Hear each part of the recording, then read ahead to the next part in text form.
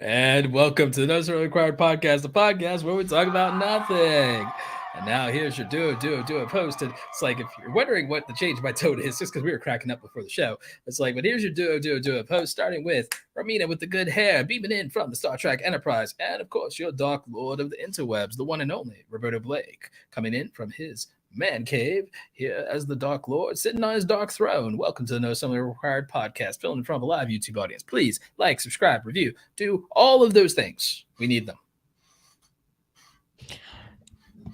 That reminds me, there's certain aspects of this podcast that need to be updated on certain platforms. Oh, really? So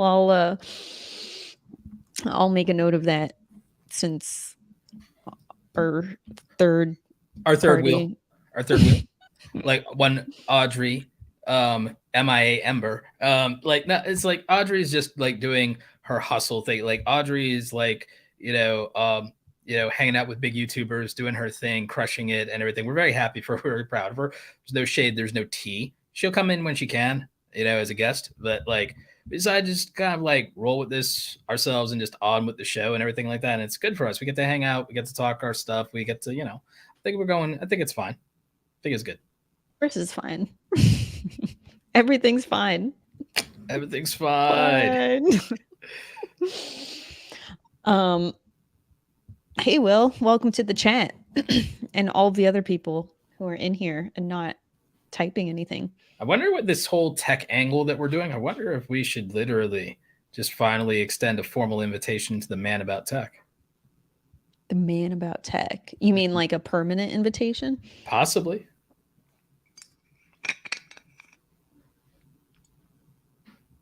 He probably has a lot to say about the topic tonight.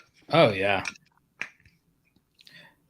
We might have to do an Apple specific roast and invite him and have him host the roasting of Apple. An Apple roast? Mm-hmm. It's like, yep. It's like, bring your sticks, bring your apples, bring your matches, like, come gather around. Let's go. Sorry, Tim. Sorry, Tim Apple. Yeah, but so innovation is dead. What spurred tonight's topic, Romina? I'll let you lead. I'll let you kick us off here. So Apple announced earlier this week that they had a couple new products. And are any of them actually new? Right, exactly. The big question of the year.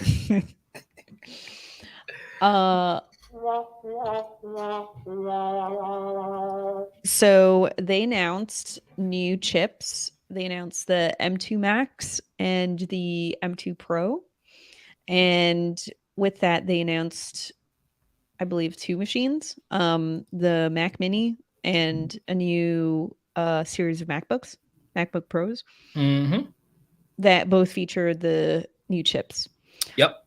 But basically, we have the same Mac Mini that we've had for like the last 10 years. I don't know. Is I fine. might be exaggerating, but which is fine. I mean, it's got some minor design like tweaks. I mean, the internals are good. The ports for the last two generations have improved. The ports have improved and the internals have improved. But the design is literally on the front end is exactly the same thing we've been getting for like 10, 15, 12 years, something like that. Yeah. Yeah, it's been a decade, I think. It's been over a decade. You know why I know it's been over a decade now that I think about it? It's been at least 15 years. And I remember this because this has been the same Mac Mini since I was working in New York. Oh my God. So here's the thing. I feel like there's that famous saying, if it ain't broke, don't fix it. And I guess if the design works, then we'll just keep it for the next couple decades.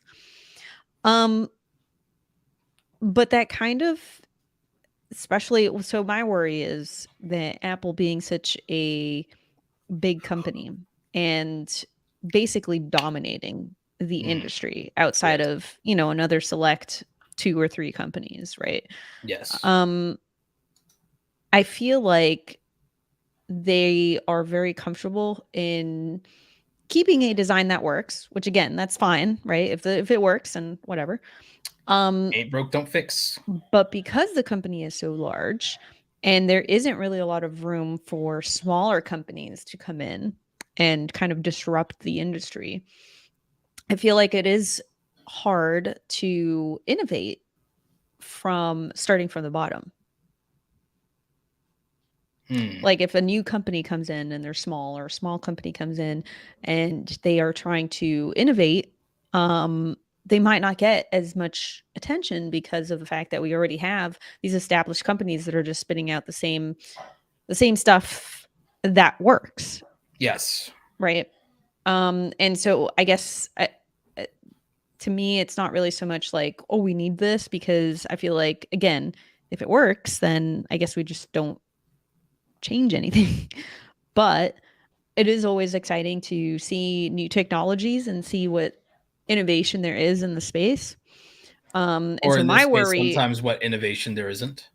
right? And so my worry is that we might be missing some cool new tech that we just aren't paying attention to because of the fact that it's not coming from a company like Apple. That's a good point, and that's fair. It's like, because it's like, oh, if it's not Apple or Samsung or this one or that one, if it's not Apple, Samsung, or Microsoft, no one pays attention, right?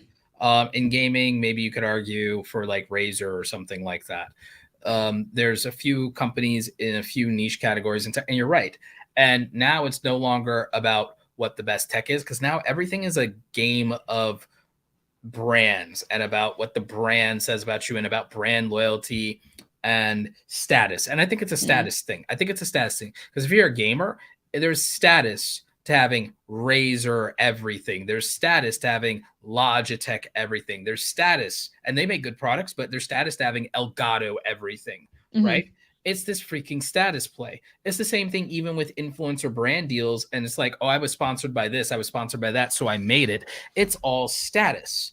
And the thing is, the status and the story overshadows the actual technology, innovation, the value for dollar for price of the tech that you're buying and everything. And it's no longer about a better product. It's about a better story, and it's about higher status. There's not like the reason they design the generations of iPhones to be different is so that you can identify at a glance whether it's new or not at a glance. Yeah. And there's no reason to change these things. It's done purely for the ability to easily define your status in the social hierarchy, not the innovation, feature, product, value, better camera, this, that, like, nope. It's just that people will know you have the new or you don't. You bring up a good point too, from a marketing standpoint, where I feel like I look at phones and I can't tell the difference anymore. I can't tell the difference, like if you had from afar, right? I don't know if you've got a 10, an 11, a 12, a 13. I don't know what you've got in terms of iPhone. Actually, you can to some extent. It's like no. I'm saying me personally, from far away. If I'm looking at a phone from far away, I know how to tell. You're holding it up now, and I can see the difference. But I'm saying from far away, because the shape, it's not as distinguishable. I mean, there's just like when you see it from far away, the shape is the same, the body's essentially the same. They're very subtle differences. Well, it's like number of camera lenses, its placements, and now Right. they're doing things with they're doing slight things with shape or with texture or reflectiveness, or they're trying to subtly though make it easier and easier at a glance for you to know. You think that they are? Because I don't think that they are. As far as the superficial things with the phones, with the iPhones, I can specifically tell you because the arrangement of these cameras. But I don't know that you're not a status-driven person, Romina.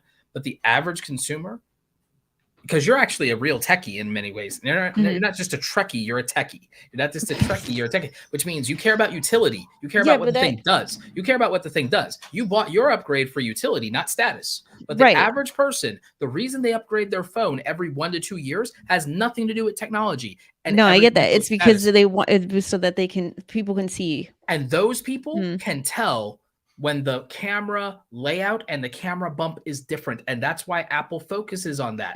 The arrangement of these tells someone that I have the 12 Pro Max and I have the 12th generation. But if I had the iPhone 14, the camera layout is completely different. Yeah. And they would know. And I would have more status. This is the premium iPhone from like 2 or 3 years ago. This is the premium iPhone. This is the highest iPhone you can buy from like 2 or 3 years ago. Yeah. I would have more status having the iPhone 14 base model in my hand than holding this. I would have more status. I feel like it's not a big enough difference. For On me. the value of technology, yes. Yeah. But for the people who play status games, it is everything. And I'll give you another example. You would straight up before, even though you can do the same work, same job, you could literally be disqualified from a job not that long ago for being a Mac person versus a PC person. Oh, yeah, 100%. And it didn't even matter because Adobe software is the same. But Right. if you're working in video or graphic design, they'd hire you based on whether you're a Mac person or not. Yeah. It was that serious. Yeah. And it's that serious for them. And it doesn't matter that there's utility. And it was not a workflow concern because those workflow issues were solved at the software level. So it wasn't even that. It just was like that brand loyalty, but also status. And it was like, you're not serious about this career or this industry or about yourself if you don't have this. And it was literally that serious with regard to the status game being played. And to some extent, in creator circles, among content creators, you know that shit still happens. You know that there's a level of, and I'd hate this. I'd love to be able to say that there's not some level of pretentiousness or judgment on it and everything like that. Yep. But it's the same thing there. That's the same thing if people are not rocking one of the top 3 camera brands either. They're like people who are not on Sony, Canon, or Nikon. If you're on something outside of that and you're on one of the other camera systems, you're kind of looked down on a little bit, treated a little bit like a redhead stepchild, unless it's like Epic Red, unless you're you're a cut above with that, or you're shooting on Arri Alexa. But if you are like a Panasonic person, people are like, really? Yeah. If we're talking about economics in general and the idea of what, utility? No. If we're talking about consumerism, demand, right? Do you think that maybe there is a lack of innovation because there is a lack of demand for it? To an extent, yes, because the true innovation, who does it benefit? It benefits a niche market of consumers. So when you push Apple products to higher and higher levels of power, and when you deal with the pro market, because who buys MacBook Pros? Because right now, if you're a student, you don't need a MacBook Pro. You buy a MacBook or you buy a MacBook Air. If you're a student, you might even just want to get an iPad with a Magic keyboard, like to some extent. Like you'll probably really just honestly get a MacBook or a MacBook Air. Honestly, if you're a student, right? So that's the laptop market for students. Students outnumber professionals, and it's not even close, right? So who's the MacBook Pro for? And there are MacBook Pros that start relatively like affordably, even in the pro market, quote unquote.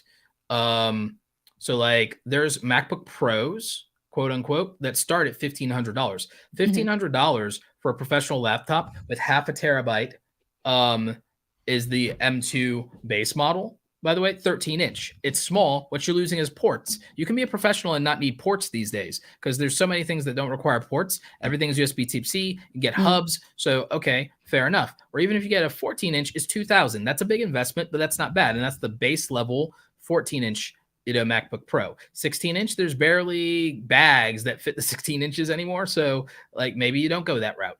Okay, and who needs that? It's video editors specifically. It's high-end professional. It's okay, fine. But that's a small market of people. So most people are going to get a 13 or 14-inch MacBook Pro. They're going to pay sub $2,000, and that's going to be their machine. And that's fine, and there's nothing wrong with it. But that's who the market really is. The market is those people who maybe buy the 1,400, 1,300, and that's in the MacBook Pros. There are other Mac models for them that exist outside the Pros. Like they have the MacBook Airs. And the MacBook Airs you can get, or you could go to the used market of the M1s. So then you can get like pay 70% of what the current model is and get the previous generation and save a F ton of money. So, but you could get a MacBook Air. They have the current generation M2 chip. $1,200 is the base price. The M1 $1,000 is the base price. So like that's student market. That's fine. That's all they need. And you can even video edit on those, to be honest. Basic video editing, mind you, but you can do it. So who's this for? And not everyone's a video editor. So who is this, for? There's like a good and half a terabyte, $1,400 for the M2 chip with the latest one. So like I said, like that's not that bad. And that's about the cost of the highest end iPhone too. So from a payment plan standpoint, buying your laptop for school or for general day-to-day work. I know professionals that don't work in media, that work in like insurance and other things, underwriters, that sort of thing, or even a professional writer. They don't need the kind of MacBook you and I need, Romina. We pay $3,000 to $5,000 for our laptop. There are plenty of other professionals that pay sub $2,000 for a Mac. And that's great for them. And it's a good, and to see it lets them be in the market and also still is that status. But you're right. The reason there's not more innovation is what more innovation is there to be had for the average consumer? We're prosumers. You and I are prosumers. The average consumer has never really, even with a phone, it's all status because the average consumer doesn't need jack more than what the iPhone 8 provided. I mean, we've kind of reached a state. We're starting to reach a state, I feel like, of where I would say most demands of most people are met when it comes to the personal computer and a phone. And not only are they met, but sometimes they go beyond that. Well, I would say maybe at the higher end, but to a point at the higher end. You don't think that No. I think for the phones, for the iPhone? No, for phone in general, for phones okay. and personal computers in general. Sure. I think that the demands and what people need for most people have been met. I agree. And at this point, it's like, I mean, for example, the stuff that my phone does, my mom doesn't need 80% of those features. Right. But they're in there anyway because what are they going to do? Not have those features, right? It's easier to make it than not. Okay, so in terms of let's say women, I'm going to ask you, which phone brand do you think most women in America have? I'm going to say the iPhone. Yes. Why do you think that is? Well, I'll say why I have it. Okay. Because first of all, I was a huge Apple user prior. Yes. To like the iPhone generation. Yes. And so that was number one. Number two was I did play with Androids after the first iPhone came out, and I was already using it. I did play with Androids because my family were on Androids, and so like I got firsthand experience. So I do have that comparison where I felt like the UI on the iPhone was so much friendlier. I was able to text faster. I was able to do the things that I wanted to do in terms of communication, which is the whole reason why somebody has a phone. I was able to do it easier and faster with an iPhone. That's like the base level for why I leaned towards the iPhone. And then lastly, I have never seen an Android phone that looks nice. Fair enough. I think Samsung's got a couple that look okay, but no, fair enough. And it's also a shame what happened to freaking OnePlus. Man, OnePlus fell off.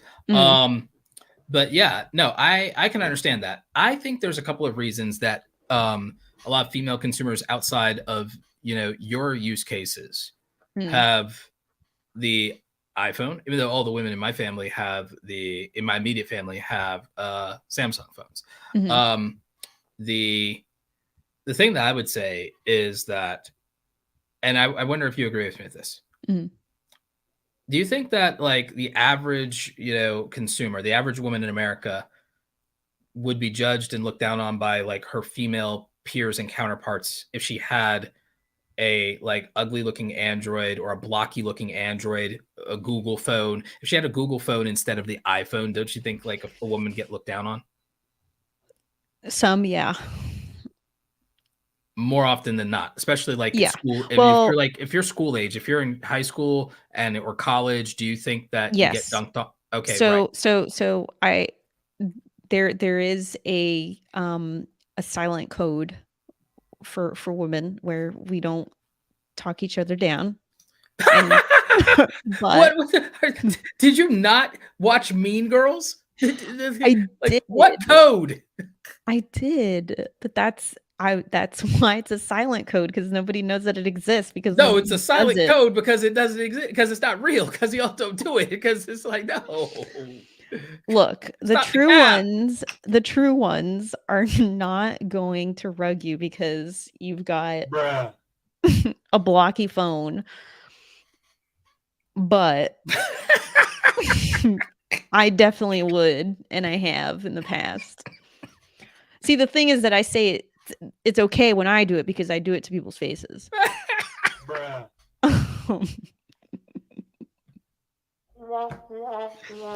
Oh man, I like what KDX said in the chat. I Go wonder for if it. they sell phone cases to make any phone look like an expensive iPhone. To a point. What an idea. That would be. Maybe you should start that business, KDX. Maybe, yeah. Like there's also a massive accessories market and everything like that, and it's like I would argue that the phone accessories market is bigger than people realize. It's Oh, why yeah. Technically T's channel is blowing up and everything like that. Uh-huh. And I would say there's on both sides, there's male accessories, female accessories. I don't think there's an either or on that market. But I do think that you'll find that the majority of the Android market is the majority of the Android market's absolutely men. Oh, yeah. I mean, at majority of- least so that is how that works. My all of the Android users that I know are male, except for one. And all of my female friends have iPhones. Exactly. Yeah. And that's how it is. And I will tell you that there's a couple of reasons. Camera, status, accessories. Camera, status, and accessories. Yeah. That's the reason. Is it like the accessories market for iPhone is bigger than the accessories market for any individual Android brand, because the market for Android is fragmented, whereas for Apple, it's like, and then Apple itself is status. So as a status luxury piece of tech, it has more of the accessory features, and itself it has an ecosystem. So then it's your Apple Watch, your iPhone, your this, that. And so it's now I'm getting a custom color case for my AirPods. Oh, I'm doing the colorways. Don't they look cute? Oh, I'm doing this thing. I'm doing that thing. And then it's the entire ecosystem. So it's the hyper consumerism part of that. It's the customization side of that. And then it's the fact that it's the damn selfies. It's the damn selfies. It's the camera. Yeah, the camera's great. I think that, so you brought up the ecosystem, but also I want to add to that by saying the UI. Having actually like Pixel phones will. Having some of the features that the iPhone has, like when you're in a friend group and the majority of your friends are on the iPhone, blue bubble, you get outcasted very quickly if you don't have an iPhone. And it's why is this goddamn green bubble in our group? And the thing is that it doesn't even come down to like aesthetic or like status so much as the functionality of it. Because when everybody's on the iPhone, you get to have the group chats. You get the emojis, you get the emojis, you get the reactions, the audio files, the GIFs, the way FaceTime. That the photos are sent. They're not compressed. Yep. And there are just certain features that if your friend group are all on iPhone, then you're going to want to be on an iPhone. Yes. It's how it is. And I admit it. And it is what it is. Now I own both, by the way, but I mostly use my iPhones. I have multiple phones and I mostly use my iPhones. I have a business. One of my business lines is Android, and that's how it is. And then I kept the phone line for my phone from when I was a kid, because there's some people that's the only number they have for me. That one's on, I think that one's on Android too. Anyway, so the point is, like, yeah. So What so I think it's largely this thing of status is driving sales, Mhm. so they don't have to worry about innovation. Right. And then when there is innovation, you say, well, maybe I'll try and wedge my way into the market and get stand out by innovating and doing this cool thing. It doesn't work because that's not what people are buying on, which is a shame because it means that utility is no longer there's like the reason I speak so much against consumerism is because when I do my consumerism, I largely do it on utility, not status, because I don't leave home except to travel. Mhm. Like I leave home to travel and to go to a steakhouse or a sushi joint, and that's and the extent of like me leaving my house. Like, Mhm. and you already know this. Mhm. So there's like I buy everything based on its value, utility, and use case, and the materials, and it built to last, warranties, all that stuff, right? And that's how you should consume. To be fair, if you're going Yep. to consume, that's how you should consume, right? Now, again, it's not that I'm judging or hyper trying to judge people, even if it seems that way. But today's Mm. consumerism, I've noticed that is almost entirely status driven Mm. and not value driven, not utility driven, not Yep. driven by innovation or technology or an actual need or use case. It's all Mhm. about what having this says about you instead of what having this allows you to do. So it's not about functionality. It's not about doing. It is about being, and it's about being Mm. seen to be. It's Mhm. about being and seen to be. It is all identity, not utility. And I hate when identity trumps utility. You know, deep down philosophically Mm. that I hate that shit. Like, so Do you think that's that what it is. And it kills innovation. do you think that there's any chance for so we've talked about this from the consumer standpoint, but what about from a creator standpoint? And I don't say creator like YouTuber creator, I mean like a entrepreneur, Sure. creator, Someone who somebody produces value. inventing Right. a different kind of value, yeah. Um, do you think that so we talked about how there's smaller companies that may be innovating, but we just don't know Several. because of the fact that we already have Apple and all of these other They're companies that are absorbing, they're creating sucking stuff. all the air out of the space. Right. Right. They're And visible. because they work, because they're creating products that work, Mhm. there's really no reason to try out something new. Well, I think it has to be Um, groundbreaking. I mean, look at Chat GPT and look at Midjourney. right. But we're looking at software there. Sure. But I So think that that's like that's, so in terms of hardware, it seems like we've gotten to a point where we've sort of plateaued. I think to some extent there's not like when Apple even like let's look at what Apple is doing. Let's look at what Apple is doing. When Mhm. Apple wants to upgrade, what are they doing now? Now they're touting these new proprietary M2 chips, right?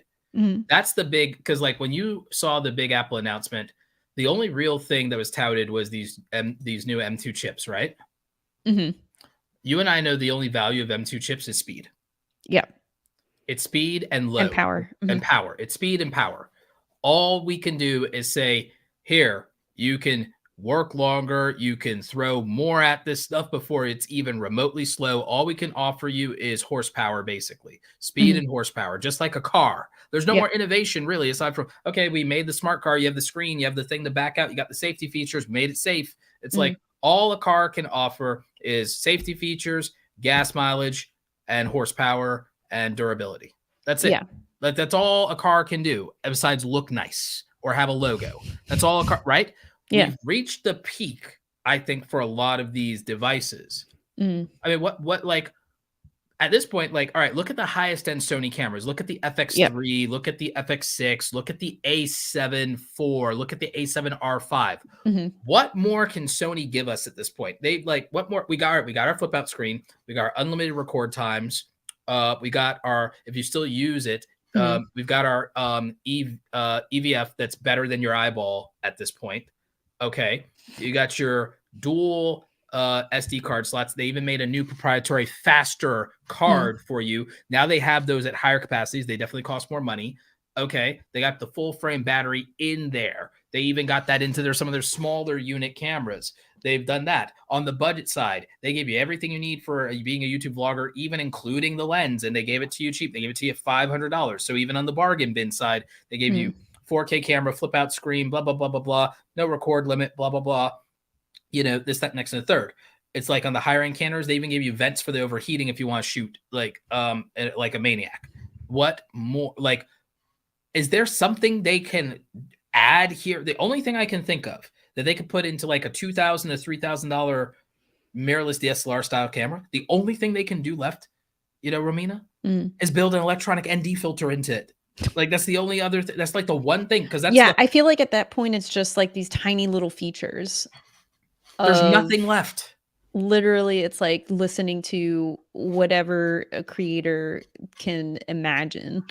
Like, but now it's just it's so right. minor. They're really, really minor details that are hyper specific, I feel like, because it's not something that the general public would really care or notice. Exactly. And and on the other hand, regular people didn't care that the SD card slot went away. No. And the thing is that too, when they're going to buy these, they're not looking for these features, but also they're going to be handed like this superpower.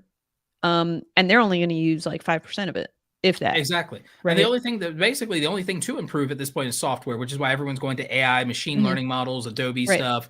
Everyone's being a content creator. Let's give them video features. Everyone's live streaming. COVID changed the world. Everyone's on live. Let's make better webcam into our laptops. Let's make better microphones, better speakers. Let's go there. Let's give them a headphone jack back. That's like that's the only thing. So it seems like the wave of innovation is going towards software. It's going to have to, because there's nothing else. Like the thing is, at this point, the software has to actually make use of the hardware, because what software is going to test the limits of this hardware, which for how ridiculous it is. Not for the average person's use case. You have to get to using Adobe After Effects before you tax the limits of last generation's Macs. Last generation's Macs, you know how you test the limits of last generation's Macs? You have to do 3D modeling, or you have to do Adobe After Effects. You have to do particle effects. You have to do green screen. You have to do all these things before you tax the limits of this thing. It's like I have to be editing in 4K. I have to edit 4K with green screen, with color grading, with multiple tracks before my stuff starts to slow down on the previous generation Macs. I'm tempted, because I have a second one of those $5,000 laptops. I'm tempted, and it's still in the box. I'm tempted to sell it for like $4,000 and then go buy a 14-inch M2 and have the 14-inch M2 and still keep my other 16-inch M1 Max Pro. And I'll buy an M2 Max Pro or whatever they have, whatever, because I don't even know what configurations they're offering. But I'd get something like that. And the reason I would do it, it's like, why would you need this? Is like, in my case, status. No, in my case, it's utility. In my case, it's utility, because I'm like the only dude you out here using After Effects for if you really think about it, it's like I'm using After Effects. So I have a use case, I'm like the guy who actually has a use case. I'm the guy who actually needs 32, gigabytes of memory, or 64 gigabytes of memory, or this thing or that thing. You know what I'm saying? I'm the person who can justify what configuration would I get? I could justify a configuration where I have 64 gigs of memory, 4 terabytes of storage, because I'm them damn 4K files, uncompressed from the Sony. The max GPU, CPU, 12 core CPU, 16 Neuro, 38 core GPU, 16 Neuro engine, 64 gigs of unified memory. $4,699, 4 terabytes of storage. I can justify that. And one reason I can justify that is like, that's called do a brand deal, Roberto. Do a brand deal this month, Roberto. It's like, that's one reason I can justify it. And I'm not trying to toot my own horn. I'm trying to flex. I'm saying I can sell one of my other cameras, or I can sell that other spare laptop for close to equivalent value, and say, I'm gonna get this 14-inch, and I'm gonna do that because I'm just going to go to higher functionality and speeds. And why? I actually have a use case. I actually have a use case for justifying it, because why? I'm using the highest end video software there is. Now, someone say, well, that's overkill for YouTube, but it's like, I beg to differ. YouTube's becoming more competitive, and it's worth a lot of money for me in my hands. So, like I said, if something for me represents,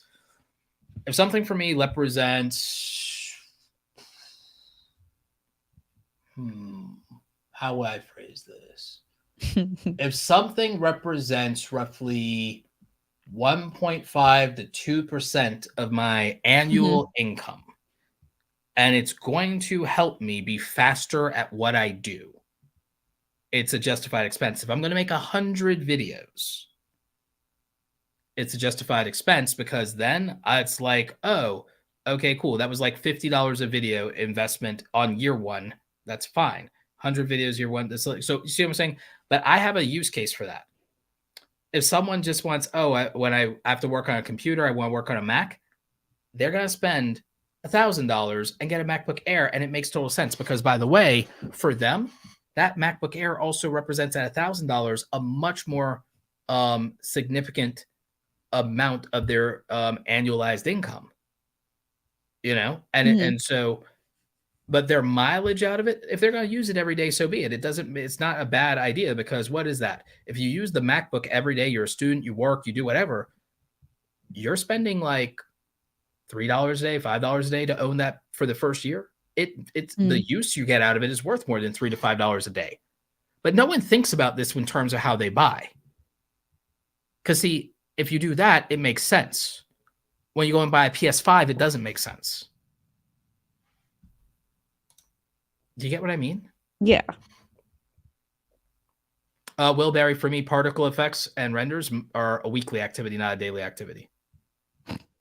But if I decide to sell more effects packs in my Shopify store, becomes that still becomes a weekly activity, not a daily activity. But it's still the ROI. It's still ROI positive at that point. You know what should be a weekly activity is giving this a thumbs up on YouTube. Facts. We need it.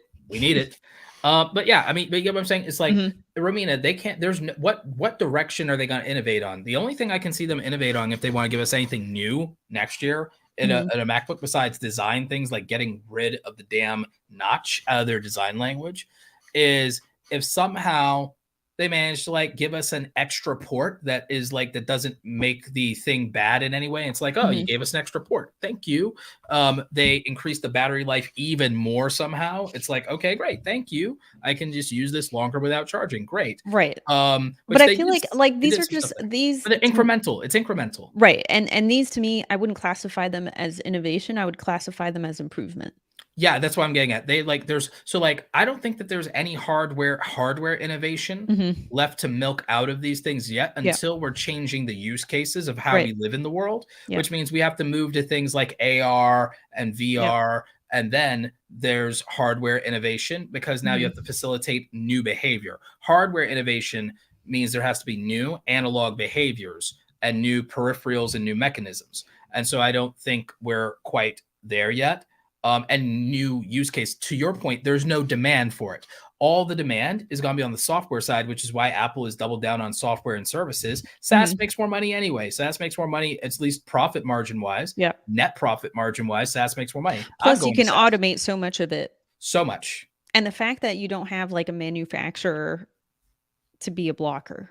Manufacturing is not a blocker, and therefore it's less regulated. So there's less that you control more of the supply chain. You keep that in house, more of it's proprietary. And the thing is, people use software indefinitely. Hardware they can switch up on, software they rarely do. It's software. A lot of times lifetime customer. The LTV is very good on software. Something that we haven't talked about. So we have so this entire episode, when we talk about tech, I feel like we've been very specific to the general consumer and personal computers. Okay.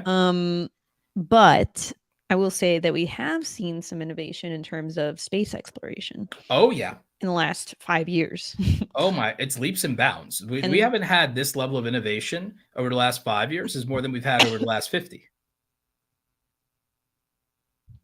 Yeah. Am I exaggerating that claim at no, all? you're not. And I don't want to, I brought it up because I don't want to discredit tech in general. Cause I feel Mhm. like, there's so much more to tech than just, and like, not just that, but also in medicine and like Oh a lot yeah, of other things. that But one's I controversial. mean, obviously we've been talking specifically about personal computer and general consumers and mobile phones and stuff like that. But, or Look mobile at CRISPR. devices, but Look at gene therapies. Look at mhm, gene gene editing. therapy. Look, gene therapies and gene Mhm, editing. Look at the fact that we could literally remember. I've like talked a little bit about the idea that in the mhm. future we might have manufactured humans, and that the real war, and the real culture war will be between naturals and artificial humans. It'll be between natural, like Yeah. homegrown natural birth Mhm. versus like quote unquote test tube babies, artificial humans, gene edited. Oh, like Mm. organic versus manufactured, like humans, organic versus manufactured. That's the future. Organic Yeah. versus manufactured. That's Manufactured. innovation. Mhm. So Yeah. like that's yeah. So there's that on the medical side. They're Mhm. having some breakthroughs in things like I think they said that they might be having the human trials success around the cancer vaccines. Mhm. um they're making massive progress on HIV and AIDS, which is tremendous. That's going to be life changing for so many people. They are, but not all innovation is good innovation and everything like that. I think there are massive consequences of things they've done with GMOs. Like, Yeah. so don't want to say it's all good. Yeah. The space exploration stuff I think is fantastic. It gets a lot of heat. It gets a lot of heat from a lot of uneducated people. Mm. The long-term benefits of everything we get from billionaires launching crap into space is, yes, it will literally take human civilization to the next level no matter what happens, because of the Right. problems you have to solve along the way. The And problems you have to I solve think along well, the way. something to that point is that it's not just about, so space exploration is not just about what we do to get off of the planet, but also what we do here on this planet in order to get off of this planet. So, Exactly. so the tech that comes out of the people who are working on this tech that is going to take us to space, um, is stuff that can be applied to everyday items eventually. Like they're exploring with new materials, they're working on new things, and these This would get engineers us are doing stuff. more efficient, less wasteful manufacturing. If it's going to be that Mhm. we have reusable rockets and Yep. we have more efficient rockets, they take less fuel, they take all these things. What for the Mhm. thing is, we're still going to use fossil fuels for a long time, regardless of what anyone says, because we don't have an electrical grid that can support anything else. Mhm. I think we should like not like I think we should lower cost right now, help Americans, help other Mhm. people, help foreign countries, help people who are trying to lift themselves out of poverty by doubling down on fossil fuels. We're not going to fix enough of that problem fast enough. Climate change is real. I'm never going to discredit that the climate change is real. Mhm. I'm just going to tell you it's not a crisis, not Yeah. yet, and there's a long way to go. It's Mhm. like, and I think that anyone who's intellectually honest is willing to entertain that idea and realize that I believe that human suffering and human poverty is a Mhm. bigger problem than climate catastrophe. And I don't Mhm. think it's even close.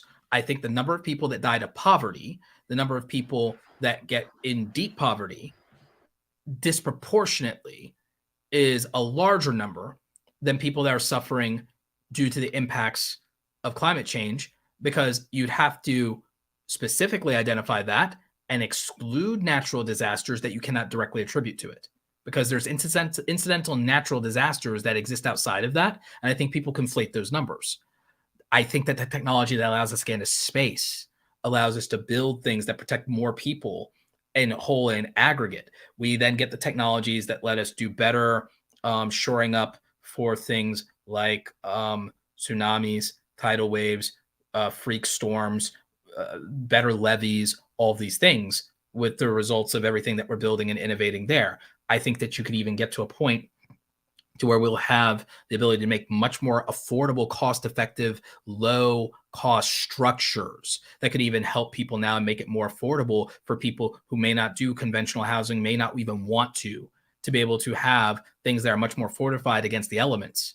And I think that the ability to relocate and reshift people and get people away from things that are susceptible to mudslides, landslides, slides, and to tides and so on and so forth. I think that we can do a lot better on that with these things that we structurally learn to engineer from spaceflight. And I think that that's ridiculously powerful and practical to do. And it's going to lift and help so many people that are in deep poverty. It's going to help people not end up in deep poverty. It's going to help people like in the Gulf Coast and all around the world and places in Malaysia and so on and so forth. So I think it's a much more wildly practical thing. And I think the criticism of, oh, billionaires going into space and space tourism and all these things, it's like, I think that is the most uneducated plebeian thing that I've ever heard from people who don't really actually understand the long-term consequences of innovation and how the benefits to the average person do come, and they come within someone's lifetime. And we've because me and Maria are older millennials. We've literally gotten to see decades and decades of innovation. We've gotten to see 10 years of this, 10 years without this, 10 years without this, and see the difference across 3 and some change decades. We're almost to 4 decades of seeing change our whole lives and seeing the speed of change our whole lives, and what was not possible with the lack of it, what the consequences for the lack of things are, how easier it is to make people's lives better, and how not close it is, that people who have not even really been functional humans for a decade making judgment calls, sorry, Greta, making judgment calls on things they haven't lived long enough. I do not respect, to some extent, people who've never gotten to see the consequences of something from start to finish, having a decade at play.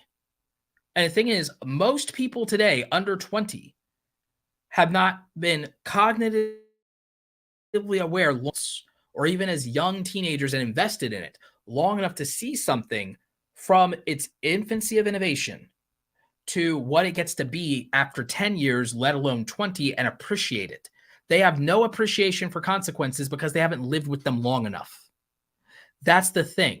And it sounds very easy to disrespect young people or to say, oh, that's just ageism or something like that. But no, there's a reason your parents say you'll understand when you're older, and they're right. They're absolutely right. I can tell you, a lot of these people, they have not lived in an era where social media didn't exist. Me and Romina have. We've gotten to see platforms become nearly 20 years old. We get to see that difference. They've never lived without it. They don't know.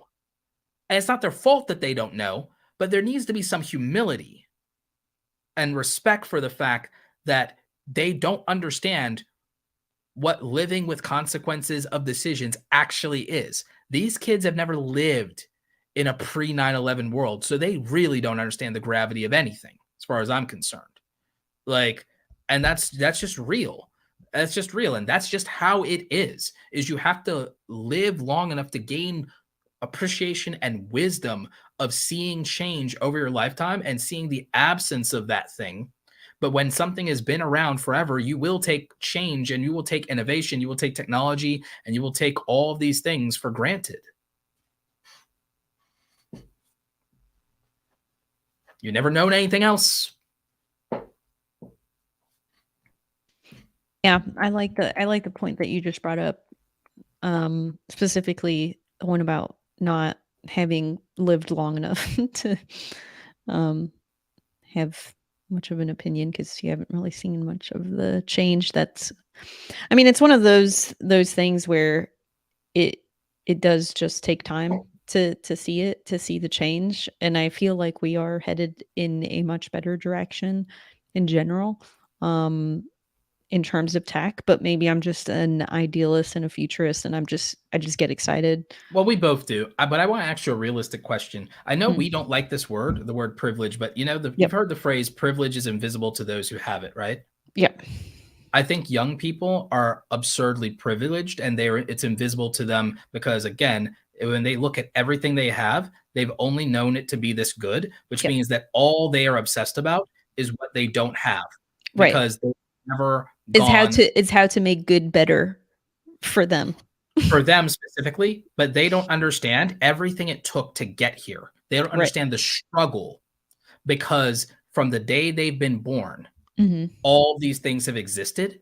So again, to them, those things and the value and sacrifice and innovation and the wonderment of these things, what they were born to and is invisible and they take for granted every day is literal magic that was manifested into the world and wonderment, and it did not exist before they were conceived.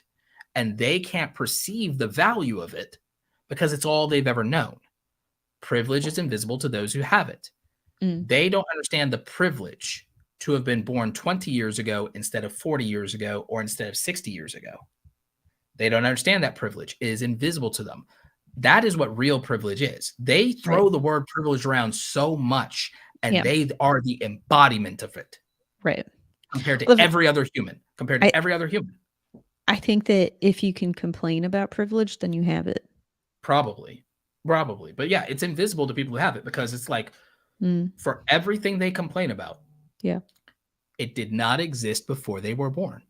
Right. Like, if you really think about it, it's like before, like, if you're 20 right now, that means me and Romina lived an entire lifetime of yours with no YouTube, barely any Google, no Twitter, barely a computer, no Instagram, no terabytes of storage, no gigabytes of storage, oh my hardly, not accessible, no such thing 20 years ago as a functional, affordable, professional laptop for $1,000 or less. It did not exist. There was no such thing as a smartphone. There was no such thing as a smartphone. Okay. 20 years ago. Wi-Fi was new. Yeah. Wi-Fi was new, and it was bad. Wi-Fi was new. Broadband cable internet was new. You remember needing a landline. Yeah, a phone line. LAN card. Oh yeah, LAN card. Yes, a LAN card. Access to Wi-Fi. Absolutely. You can't access Wi-Fi. When I used to have I went through so many LAN cards because I would just leave them in the LAN port on my laptop, so that I could be connected so that whenever I opened up my laptop, I was just connected, right? Yeah. But so I went through a lot of LAN cards because and I busted up my computer a couple times because of the fact that I never took it out. Do you remember TCP protocols? Mm-hmm. Yeah, I still remember TCP protocols. I still remember, and I got to the point to where it's like I watched the phone company guys so much that it's like I could just go ahead and configure everything without them and everything like that. I could just do it. Yeah, I was this close to becoming a hacker. You could say I was a script kiddie. I was decent. There was all these things. I remember telephony. I remember all this stuff. I was like, yeah.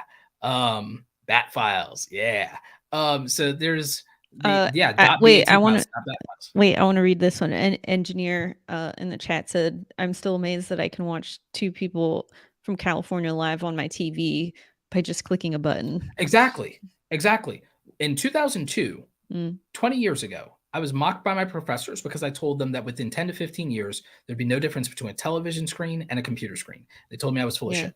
They embarrassed me in front of the classmates, told me I was full of shit. I told them within 10 to 15 years, every company and corporation in America would want and need a website. And if they didn't have one, they wouldn't be taken seriously. They told me I was full of shit. I told them that print was dying and that they were wasting our time teaching us newspaper graphic design and magazine graphic design ads, and that if they were going to do it, they should give equal time to digital ads and banner ads for websites. They told me I was full of shit and that I didn't know anything and embarrassed me. And guess who was right?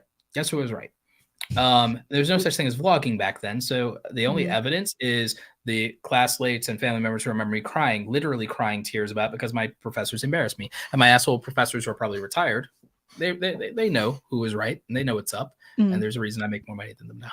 And so the shade, because I'm petty.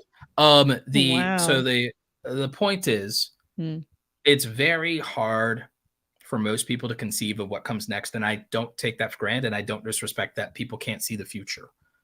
However, people like you and me who are tech enthusiasts, we love this stuff. We grew up watching the change, watching the development. We were dreaming and thinking about what comes next. We could see what would come next because we knew who it would serve, and we knew that more people like us would exist at some point. We knew that. Yeah. And we felt it in our bones. And the thing is, it's very hard. Now, again, you could make an argument even with me, young, arrogant, 20. I understand that they were like, you have all this technology and all you can think is more and everything like that. They could say, oh, you're privileged and you don't perceive it because you don't remember what it took to just get to computers. And I understand that. The speed has changed so dramatically that it's like not even close to that, mind you. But the thing is, at least my thing was very reasonable, because the difference I think with my thing was that it was still slow moving 20 years ago. But I was doing these things in real time. And the predictions I was making was just that I was making a prediction on the demand growing and the innovation fulfillment from the demand, because I knew that the demand would scale. I knew that the demand would scale. I knew that I wasn't going to stay a niche minority market, because I knew that the things that I was doing, that the consumer demand, I knew the consumer implications of what I was asking for, right?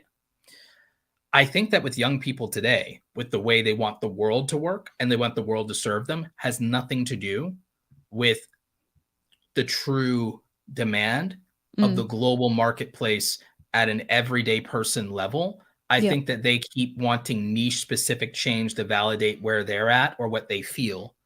And they're not applying to the fact that the world, if you're in the Western world and you're actually not taking things for granted, the reality is, if you're not the bottom 20% of the population, your life is really damn good. And if you don't think it is, you need to work on yourself, and if you don't, I will literally become a necromancer. I will resurrect your great grandpappy and he'll read you the riot act. He'll take his belt off and he's going to beat your tail, and you're going to have it coming. And you're going to have it coming. You're going to have it coming. When great grandpappy and great grandmama come out and they cut a switch for you, when they take their belt off, you're going to have it coming, because given your opportunities and blessings, they would outwork you and it wouldn't even be close.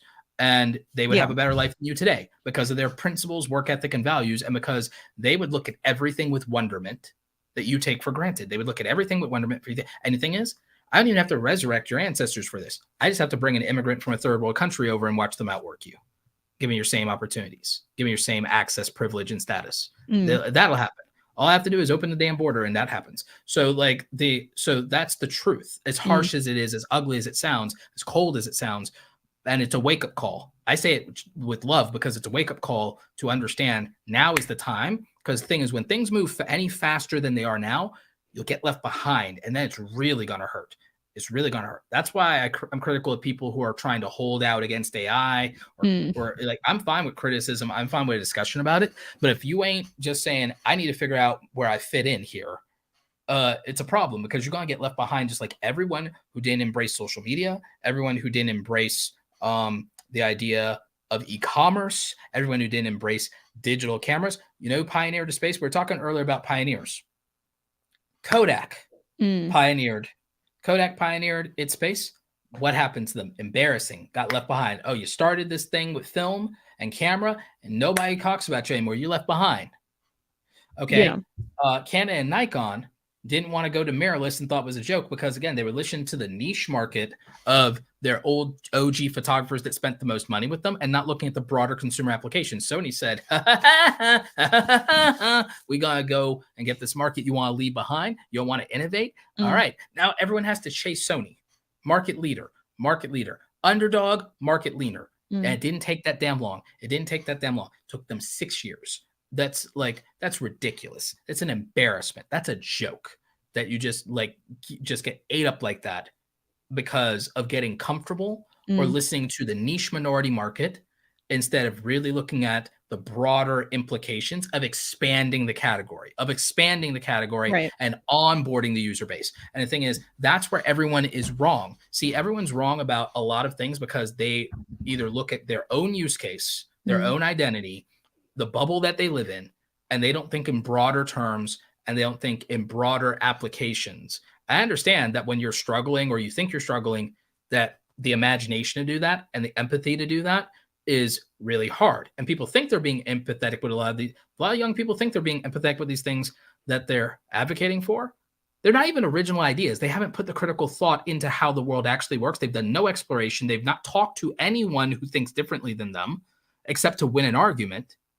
So they don't understand what they need to be thinking about and advocating for. And that's why the people who are going to change the world are going to ignore them. They're going to ignore them not out of just pure dismissal or arrogance, but because the people who understand have looked into their use case and realized that they're a hyper niche market that can be ignored in favor of truly serving the broader applications and the broader base of people. And the thing is, at a granular level, that's going to matter, and it's going to play out in so many ways that move humanity forward in such good and positive things that we talked about. Because again, these kids are not thinking about these. Like, whenever you hear, Romina, you've talked to enough people on these kinds of issues. So when I'm talking about climate change and stuff like that, are the young people who are talking about that, are they bringing up issues like our landfills all over the world, and especially in America and everything? Have you ever heard like a 20-something-year-old bring up landfills?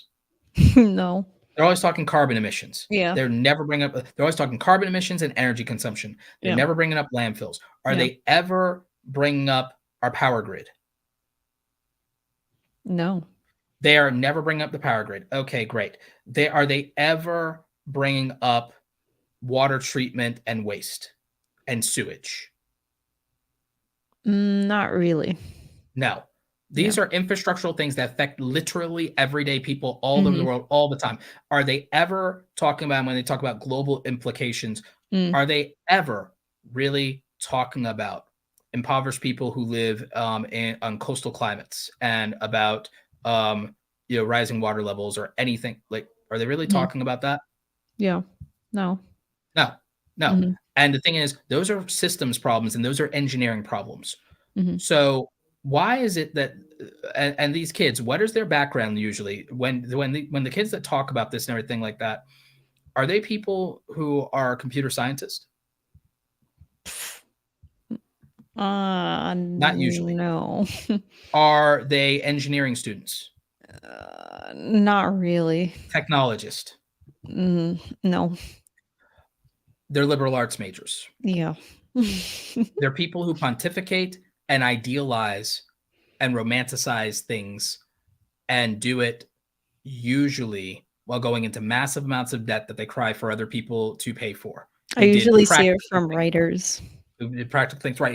It's writers. It's these wonderfully, by the way, good-hearted, good-intentioned people who they pontificate and they think a lot, but they don't do anything. They don't build anything. They think and they don't build. They think and they don't build. They are not the kids who are sitting there playing with Legos. They're not the kids who learn to code. They're not and they are very, very dismissive of that. And they are dismissive of people like Elon Musk and Jeff Bezos, who quite literally learned engineering, physics, computer programming, wrote code, built things.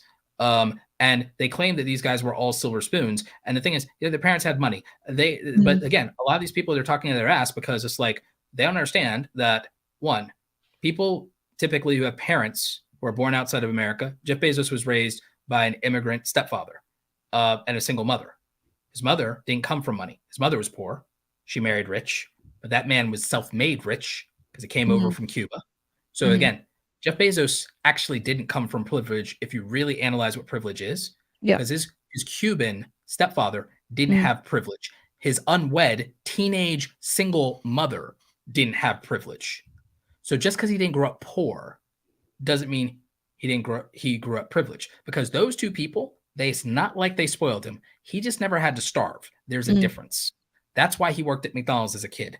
That's why he worked on a ranch as a kid. That's why he also, the fact that he didn't have to starve and the fact that he didn't need that money is why he was also school valedictorian, was also why he got 2 advanced degrees, because it doesn't take away from his ability to hard work. His privilege was to the extent that, he wasn't starving, which is quite literally 80% of people who grew up in America. Right. And his parents actually endured hardship because he went from an immigrant stepfather and a single mom. And you're not going to sit there and tell me either of those two things are privileged positions. So what privilege did he really come from? See, people are like, why are you defending and bootlicking billionaires? It's because I'm defending facts and truth and not letting you sit there and rewrite a narrative that validates your feelings. Because I'm not trying and seeking to validate those things. Because Jeff Bezos doesn't mean something to me personally. I've never met the guy. But the thing is, I'm not going to sit there and let you rewrite someone's story and history to fit a convenient narrative that you want to tell yourself. Because nothing I said can be disputed here is in terms of that. And the other thing is, people don't understand immigrant culture if they think he grew up privileged, because apparently they've never had a Latino father. Like they've never had a Latino father if they think that for 1 minute. And then even with Elon Musk had an abusive alcoholic father who cut him off as a teenager and was so abusive. And his mother, Mae Musk, it's like, you want to talk about someone who's been through the ringer and everything like that. She had a terrible husband that she was married to.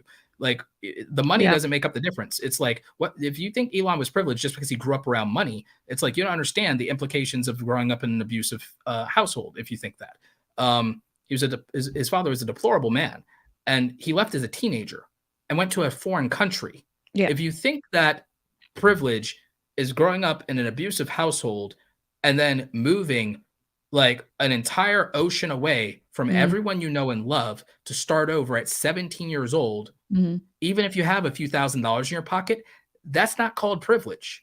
That's why when you go and you actually look at his record, he actually worked a dirty job. He found the least dangerous, highest paying job he could get in college. And if I'm not mistaken, it was installing and inspecting insulation under like buildings. You just get in like, you know, in a jumpsuit and you crawl up under there and everything like that. It's like, so yeah, it's like, but paid really well in college. And he went to college in Canada and he did that. And it was a college anyone can get to. It wasn't like, oh, here, like, son, I'm paying for your college or nothing like that. No, worked his way through college. So like, don't sit there and tell me that, oh, anybody could be him if they grew up with money and everything like that. Because that's not what made him who he is or unique and everything like that. He coded as a teenager and built a video game and everything like that. There's no amount of mommy and daddy's money that lets you do that. That's just having a computer and not starving. That's just having a computer and not starving. Yeah, the outcome is the choices. The outcome is the choices that you make. Yeah. And even if these were not special circumstances, these were not extenuating circumstances that manufacture the miracle of a billionaire. And even if you have these opportunities, even if you are silver spoon fed, it's still a choice to not continue to be and to expand from that and create something that's different. And so I think that's what we're defending here is that ambition to continue to create and to innovate. Choice matters much more than circumstances. People try to defend circumstances dictating everything and everything like that, and that's not true. And you know why we know that? Lottery winners. We have empirical evidence that circumstances don't dictate more than choices. Yeah. Because, by the way, the baseline circumstances of the majority of people in America are relatively the same, by the way, at least for a majority of their life until they're 18 years old. The baseline circumstances of most people, this is empirical data that you can get from the Census of the United States of America. We know what the differentiator is choice, because we know what? We know the outlying choices. We have so much great technology, Romina, because this is still a technology conversation. We have so much technology that we actually know the data. When people say survivorship bias, I call bullshit, because the thing is we have too much data about failure to say survivorship bias. We know the red flags. We know the failure flags. We know how people fail. We know about everyone that didn't make it. We like when you say, oh, we never tell their stories. We don't need to tell their stories. The data already does. We don't need to hear from their mouth and everything like that. We have the damn data. We know where the batteries are bodied. We know why everyone loses. We know. It's not special. There's nothing special about it. It is almost impossible to fail if you avoid certain flags. And we know what those flags are. It's called don't do drugs or alcohol, have no vices, have none of the vices, no addictions, okay? Don't drop out of high school. Be gainfully employed and stay gainfully employed. Work a full-time job almost your entire life until 30 and never have a criminal record. So don't have a criminal record. Like we know how to, like, if you do these things by 30, there's almost statistically no chance in hell other than disability and injury. Injury. You have to literally be struck down. We know. It's called this. Don't have children out of wedlock before you're 25 to 30. And in general, don't have children out of wedlock. Why? Struggling single parent, or if you're a dude, you're paying child support and alimony, it's like going to eat up your finances. So we know you avoid poverty that way. That's one big thing, because kids are expensive. Okay? And government court orders are expensive, and divorce is expensive. So, okay, if you avoid that flag, okay, that's half the battle. That's quite literally half the battle.